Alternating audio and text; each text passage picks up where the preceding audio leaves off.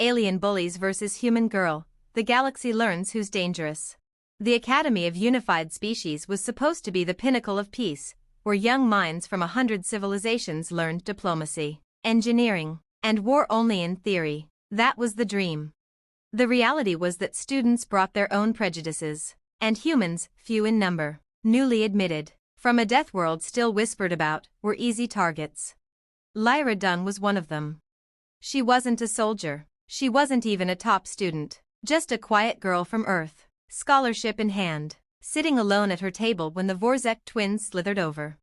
Vorzek were built like nightmares, 6-limbed reptilians, each as heavy as 3 men, armored in natural scale. They were the kind of species that clawed open prey as children. They'd made Lyra their target since day one.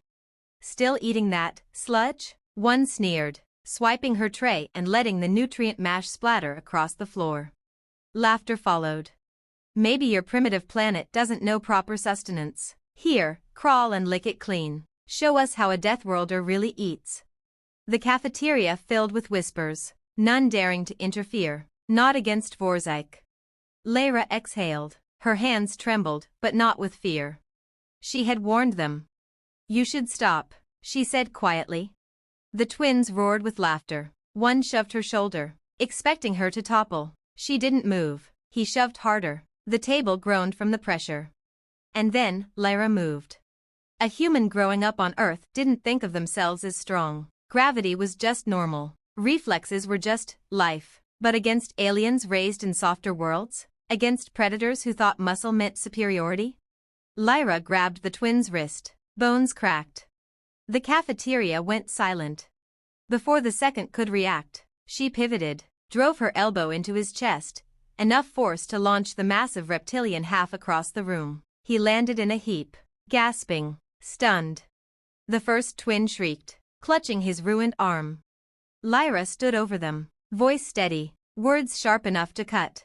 You think humans are weak because we're small, but we learned to survive predators bigger than you when we still lived in caves. You want to know why the galaxy calls Earth a death world? This is why. She turned, calm, and sat back down at her table.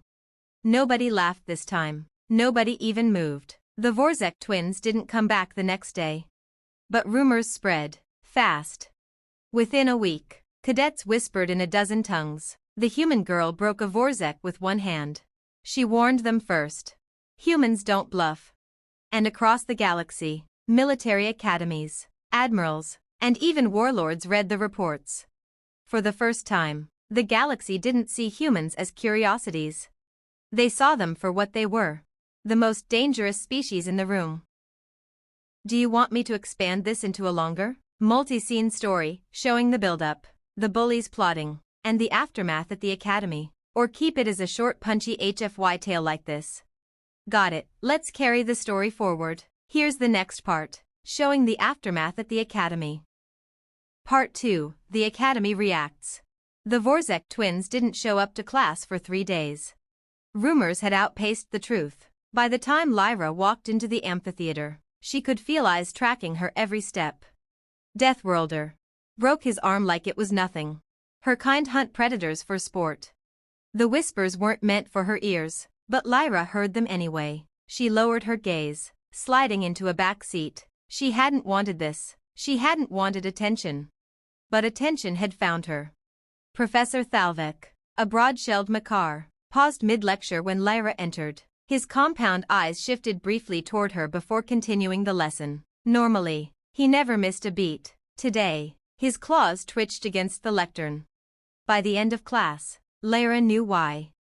2 armored sentinels waited outside, representatives of the Academy's Discipline Council. Cadet Dunn. One rasped in perfect standard, "You are summoned to inquiry." The chamber was filled with alien officers, each representing a different species. The Vorzek matriarch sat coiled in her chair, scales glittering like obsidian, her tongue flicking with restrained fury. The twins sat behind her, one bandaged, the other silent, both refusing to meet Lyra's eyes. "Human," the matriarch hissed, "you attacked my sons unprovoked. You injured them grievously." "I defended myself," Lyra said flatly. "They struck first." Laughter rippled from the Vorzek delegation. "You expect us to believe you?" A fragile mammal. Harmed them? Preposterous. The room shifted uncomfortably. Everyone had seen the security feeds. Everyone knew. But none dared contradict a Vorzek elder. "Bring the footage," one of the officers finally said. The holoprojector flickered to life. The room watched in silence as Lyra sat at her table, endured the mockery, endured the shove, then moved. Bones breaking, bodies flying, the human girl standing calm amid the wreckage. When the recording ended, the chamber was still. The Vorzek matriarch's tongue froze mid-flick. Her sons shrank back. An officer from the feathered RKAL finally broke the silence. "Counselors, it seems we owe humanity an apology." No one said anything for a long time. Then, Professor Thalvek himself rumbled. "Perhaps we must all remember what Deathworlder truly means. It is not a curse. It is a warning." The inquiry was dismissed. That night, Lyra's door chimed. She expected more taunts, more trouble. Instead, 3 cadets stood outside, different species, different worlds. One bowed. "Human, you shamed the Vorzek. That takes strength. We would learn from you." Lyra blinked. "Learn what?" The cadet's eyes glowed with admiration. "How humans fight." "Would you like me to keep building this into a full academy arc, where Lyra ends up training aliens in human combat methods, or shift to the galactic-level consequences, militaries and governments reacting to reports about her?" "Perfect, let's keep going with the academy arc, showing how things start escalating." Part 3, Lessons in the Shadows. Lyra didn't mean to start anything, but word spread faster than she could shut it down. The human girl could teach you how to fight like a predator. It began with 3 cadets outside her door, then 7, then entire groups meeting her in the unused training halls at night.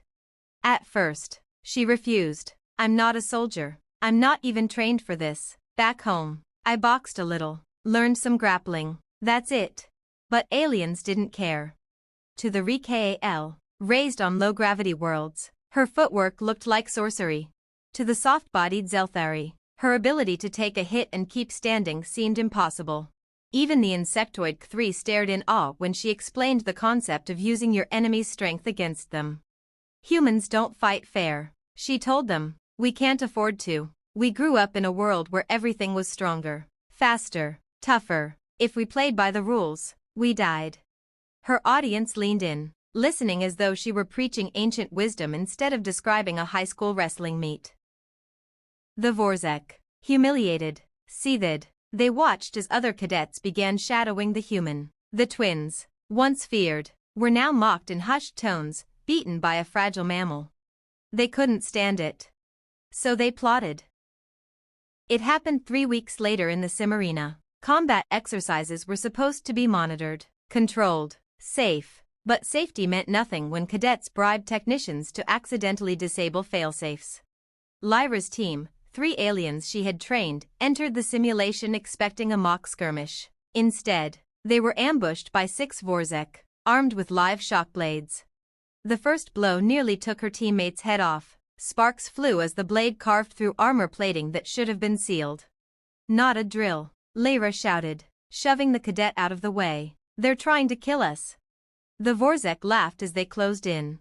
But the galaxy had forgotten one truth about humans: when cornered, they were never prey. Lyra moved.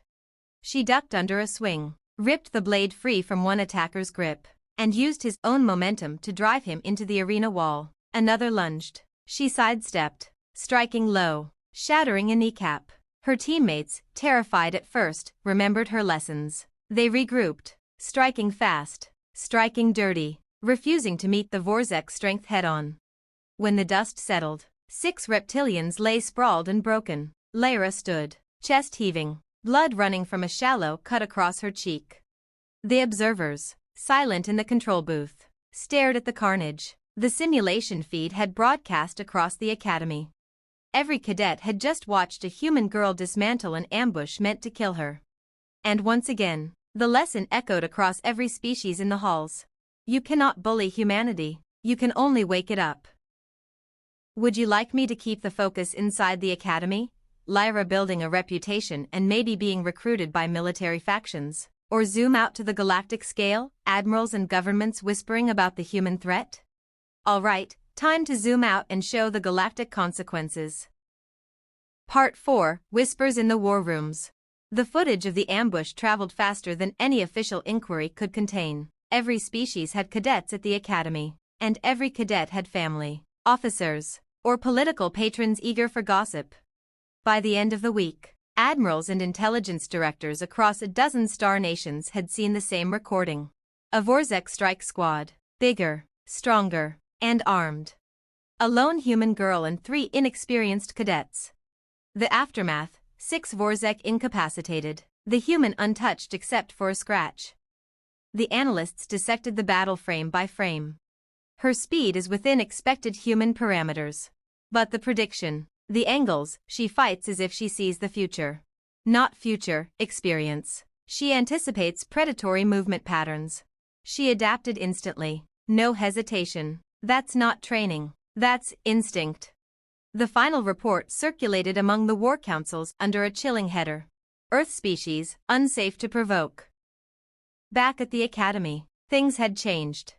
No one shoved Lyra in the corridors anymore. No one called her fragile mammal. Instead, cadets moved aside when she walked, as though gravity itself bent around her.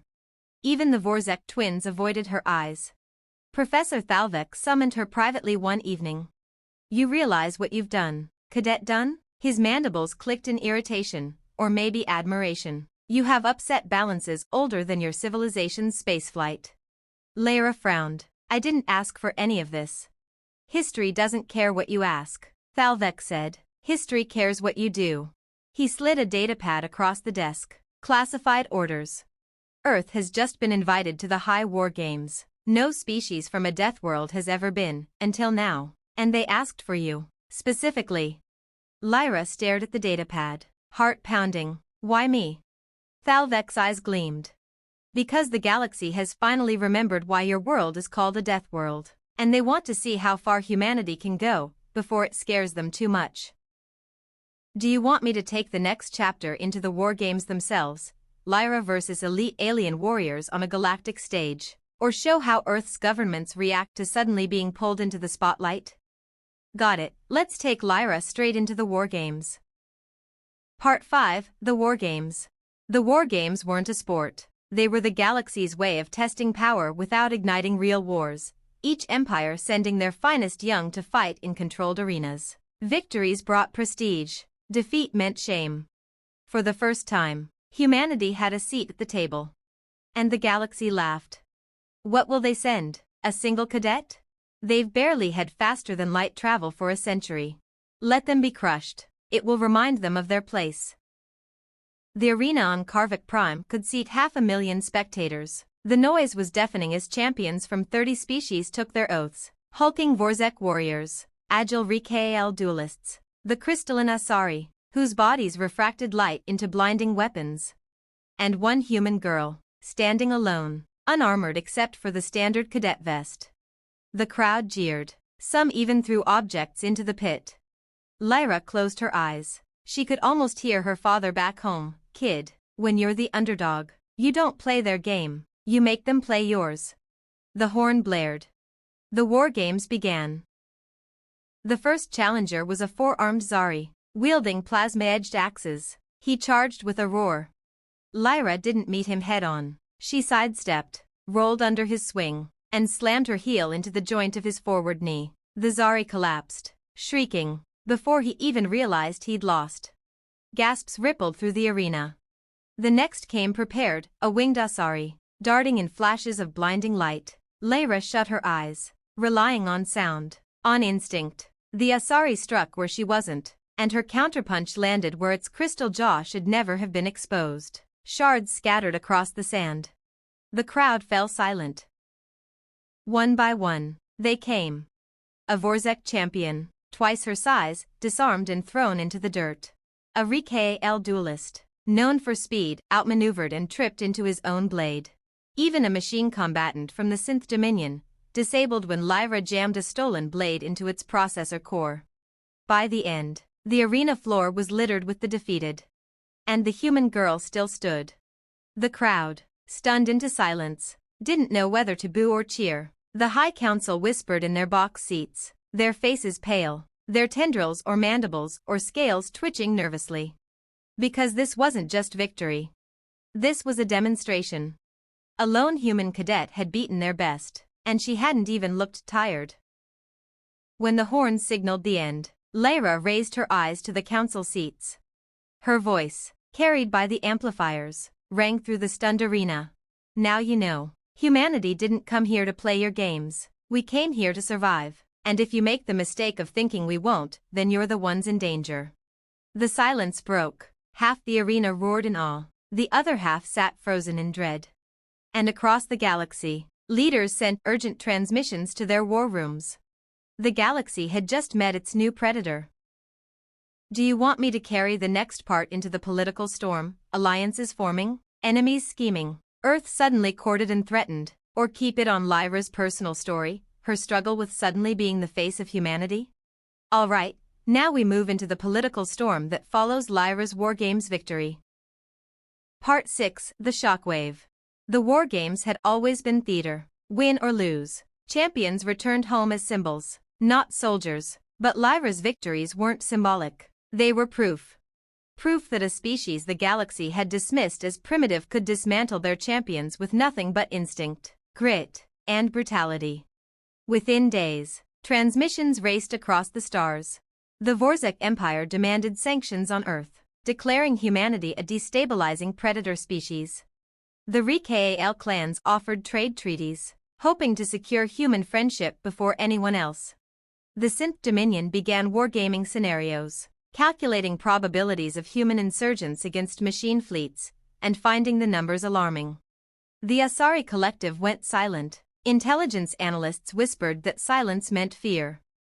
For the first time in centuries, the High Council couldn't agree. Some wanted to cage humanity immediately, others wanted to recruit them. A few argued, nervously, that humanity should be left alone entirely.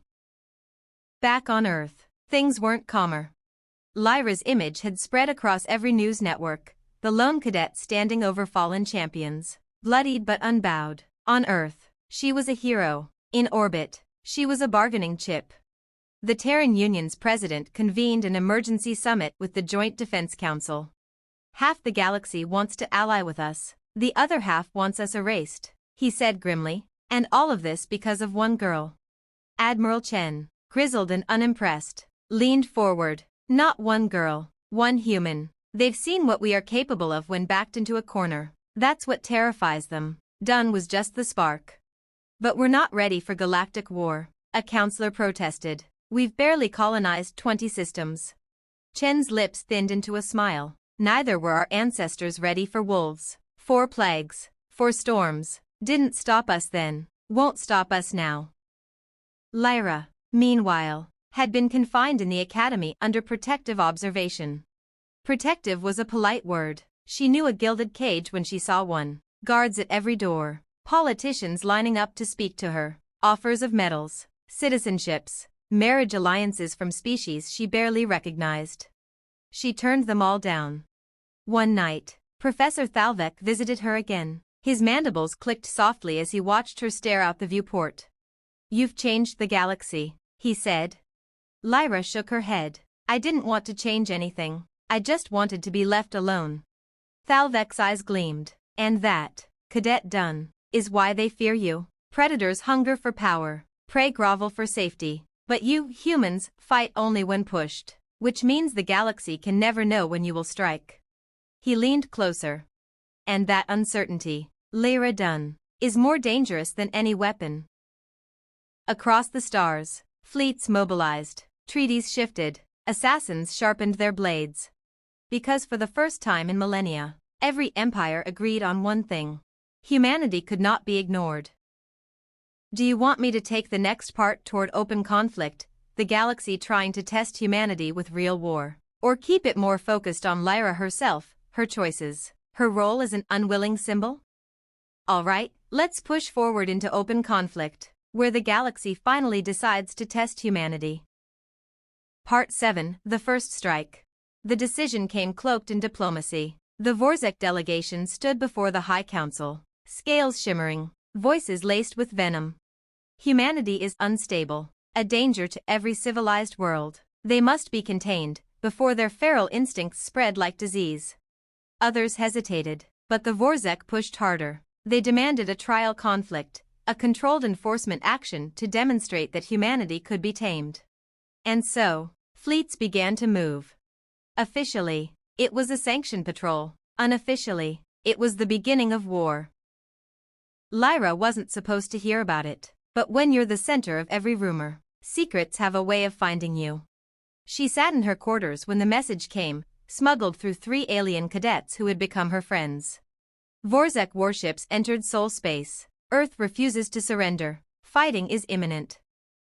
Her stomach dropped. Her family, her planet, the home she had fought to defend only in metaphor, now in the crosshairs of the galaxy's predators.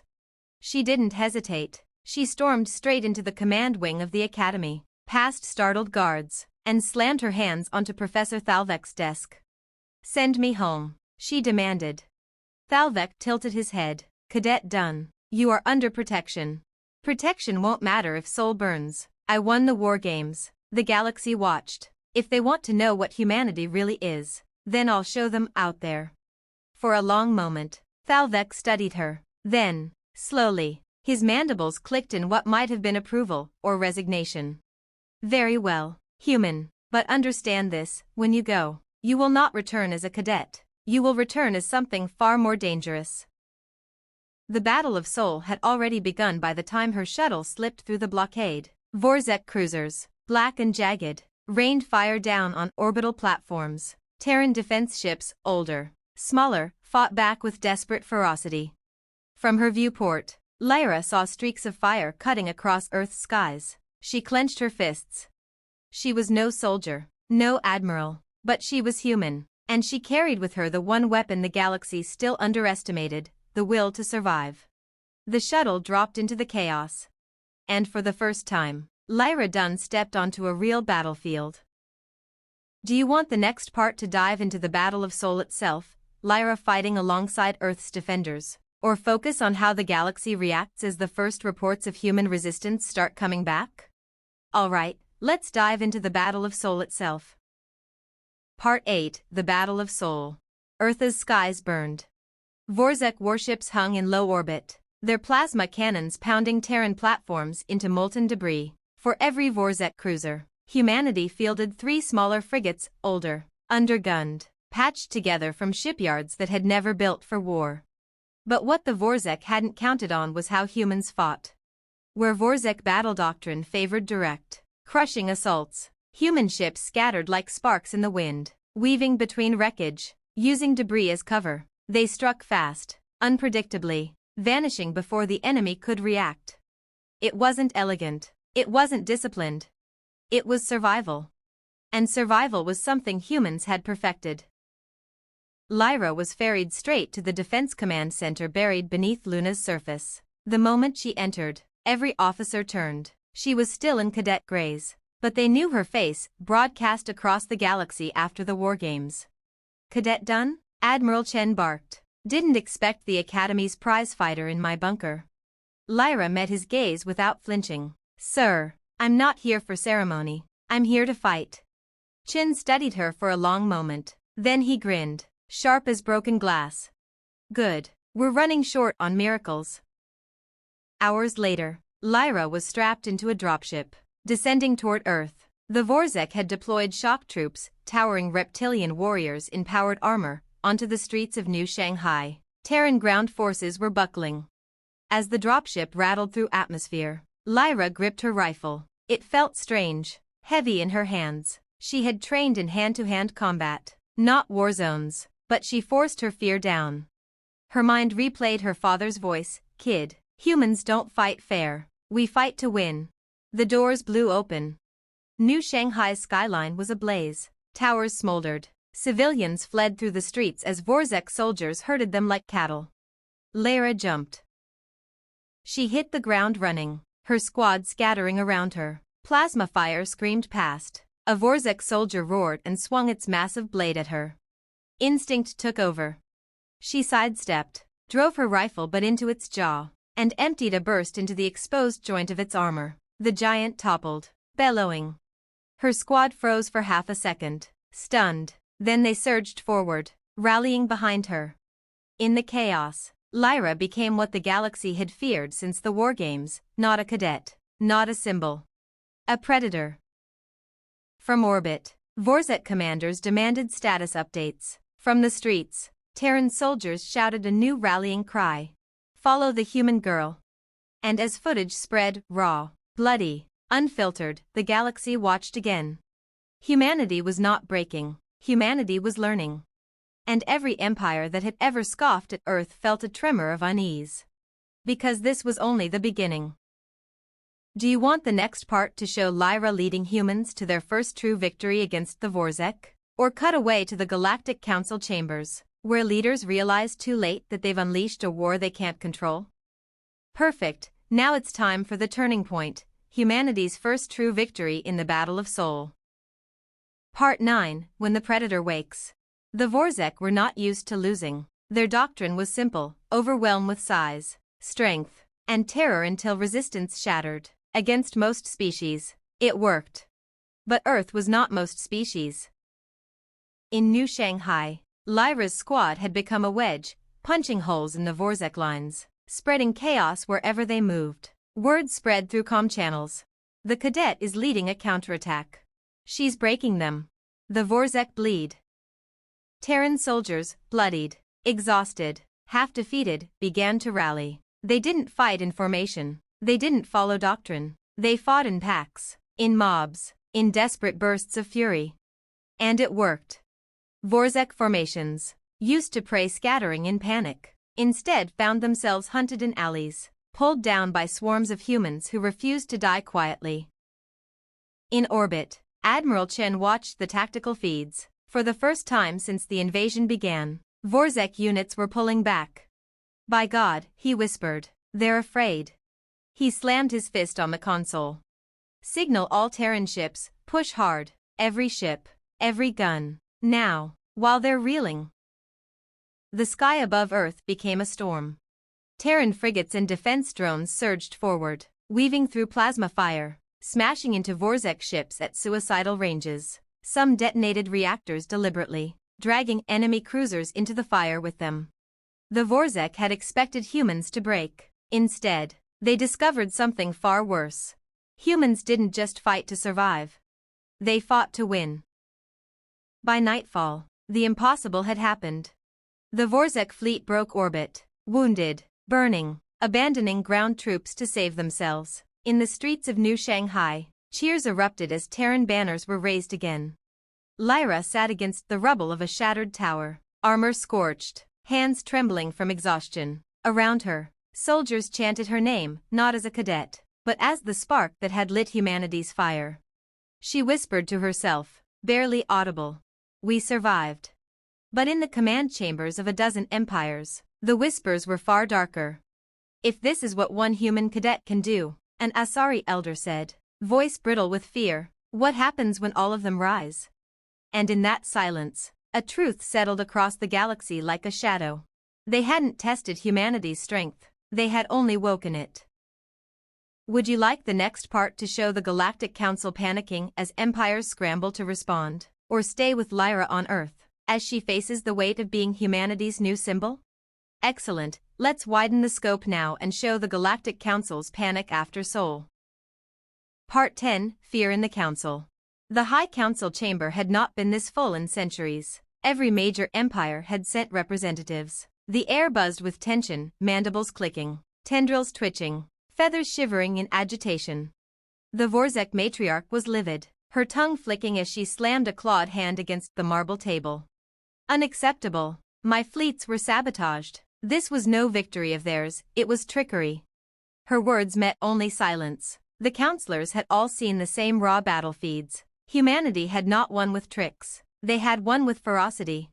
The RKAL delegate, feathers trembling, spoke next. You claimed the humans were weak, yet they repelled your fleet with outdated ships and malicious soldiers. If this is weakness, matriarch, then I tremble to imagine their strength. The Vorzek hissed, but others nodded. The Synth Dominion's envoy, a cold metallic sphere hovering above the council floor, processed data in real time. Projections revised. Probability of human civilization achieving galactic parity within 2 centuries, 73.8%. Probability of humanity surpassing all major powers within 3 centuries, 41.2%. A ripple of unease swept through the chamber. Impossible, the Asari elder whispered. They are primitives. Their world is scarcely tamed. The synth's monotone voice replied without hesitation. Correction, their world tamed them. For the first time, consensus fractured openly. Some demanded humanity's immediate eradication. Others urged alliances, desperate to befriend the predators before they grew too strong. A few, quietly, suggested the most dangerous course of all: leave them alone. Do not provoke them further. Do not risk waking them fully. The debate raged for hours, until at last the council's supreme moderator struck the dais. Enough. The humans will not be eradicated. Not yet. To strike again would risk uniting them, and if united, they could become unstoppable. Instead, we will watch, study, contain. It was a compromise. It was also a mistake. Because the humans had already heard the whispers, and containment was just another word for challenge. Back on Earth, amid the ruins of New Shanghai, Lyra received a sealed transmission, not from the Academy, not from the Council. From the Terran Union itself. Cadet Dunn, the message read, the galaxy has taken notice. We need you to decide. Will you remain a student, or become something greater? Lyra stared at the words, her pulse pounding. She had wanted nothing more than to be left alone, but history didn't care what she wanted. And the galaxy was waiting for her answer. Do you want the next part to follow Lyra accepting, or rejecting, Earth's call to leadership? Or should we cut to the galactic black ops, assassins, spies, and sabotage missions now being sent to quietly eliminate her before she can rise further? All right, time to push the story into the Shadow War, where the galaxy tries to silence Lyra before she becomes unstoppable. Part 11, Knives in the Dark. The Vorzek had lost fleets. Their pride could not endure the humiliation. If open war had failed, then only one path remained: silence the spark before it became a fire. And so, shadows moved. Assassins crossed borders, cloaked agents slipped through ports, and coded contracts circulated on the undernets. The bounty whispered in every tongue. The human girl, alive, if possible, dead, if necessary. Lyra felt it before she saw it. A change in the air at the academy, a tightening of the guards around her. Her alien friends whispered of strangers asking questions, of surveillance drones lingering longer than they should. She had survived bullies, she had survived battle, but this was different. This was the galaxy itself deciding she was too dangerous to live. The first attempt came on a transport back from Earth to the academy. A Zelthari mercenary, soft-bodied but armed with a toxin blade, lunged at her in the docking bay. He expected panic. Instead, Lyra slipped inside his guard, twisted his wrist, and drove the blade into his own chest. The toxin burned through him before he hit the ground. Security rushed in too late. Lyra stood over the body, calm, voice cold. Send more if you want, but every one you send teaches me how to kill the next faster. The second attempt was quieter. Her quarters vented of oxygen while she slept. She woke gasping, clawing for air, but humans had grown up in thin mountain air, in deep-sea dives, in burning deserts. She held on long enough to smash the emergency release and crawl out coughing, alive. The message was clear: they wouldn't stop. Professor Thalvet confronted her one evening, mandibles clicking with unease. You are becoming more symbol than student, he warned. Symbols attract knives. The council will not protect you. Even your own Terran leaders may decide you are too dangerous. Lyra's jaw tightened. Then what am I supposed to do? Crawl back into silence? Thalvek leaned closer. No, you survive. You endure. And in doing so, you make every failed knife another story the galaxy whispers in fear. Somewhere far away, in the war rooms of the Vorzek, the matriarch slammed her claws on the table. Why is she not dead yet? The assassin captain lowered his gaze. Because, matriarch, she is human. Do you want the next part to escalate into a massive coordinated strike, the galaxy pooling resources to try and erase Lyra in one blow, or show Lyra beginning to lean into leadership, turning the fear around her into the foundation of a movement? Excellent, let's escalate into the galaxy's desperate strike against Lyra. Part 12, The Trap. By now, Lyra's name carried more weight than any title. To Terrans, she was the girl who broke the Vorzek. To the Academy, she was the human lesson. To the galaxy's rulers, she was a problem that refused to die. So they decided she wouldn't. It was the Synth Dominion who proposed it, one operation, coordinated across rival empires, pooling assassins, mercenaries, and warships. Strike once, strike decisively, leave nothing behind. The Vorzek offered fleets. The Asari offered infiltrators. Even species that had courted humanity quietly contributed. And the plan was elegant in its cruelty. Invite Lyra to a peace summit on neutral ground. Announce her as humanity's representative to the galaxy. Then erase her in a blaze of orchestrated treachery. It would be a warning, not just to humans, but to any species that thought defiance possible. When the invitation came, the Terran Union debated furiously. She can't go, the president insisted. If she refuses, it shows weakness, argued Admiral Chen. Send a delegation instead. They didn't ask for a delegation, Chen growled. They asked for her. That alone tells us it's a trap. Lyra listened in silence. Then, finally, she spoke. Let them try. The room froze. I'll go, she said, eyes cold, and when they come for me, I'll show them what it means to corner a human. The summit was held aboard the orbital citadel Concordia, a neutral fortress the size of a small moon. Representatives filled its shining halls. Lyra stepped into the chamber under 100 staring eyes. The girl from Earth, small, unarmored, facing predators who had ruled the stars for millennia. The speeches began, hollow words of peace and stability. But Lyra felt it, the tension under the surface, the trap coiling tighter. And then it sprung. The lights died, barriers slammed down, soldiers poured into the chamber, weapons raised. Gas hissed from vents, drones descended from the ceiling. Across the hall, dignitaries calmly withdrew, already complicit in the betrayal. But Lyra did not panic. She smiled. Because she had expected this. And she had not come alone. From hidden hatches in the floor, armored Terran Marines burst forth, guns blazing. Security systems reprogrammed days earlier turned on their supposed masters. Alien cadets, her allies from the Academy, rose from the crowd, blades and claws bared. The trap closed, but not on her. On them. When the smoke cleared, the summit chamber was a slaughterhouse. Mercenaries lay dead, drones shattered, Vorzek warriors broken on the marble floor. And Lyra stood at the center, bloodied but unbowed, her voice cutting through the silence. You thought killing me would stop humanity. You were wrong. You've only proved what we already knew. This galaxy is run by predators who think prey should stay weak. But Earth is no one's prey.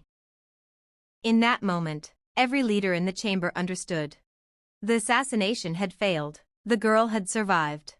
And now, worse than before, she had become inevitable. Do you want the next part to show the galaxy erupting into open war, humanity versus empires, or shift into Lyra beginning to forge alliances, uniting the younger species around her against the old powers?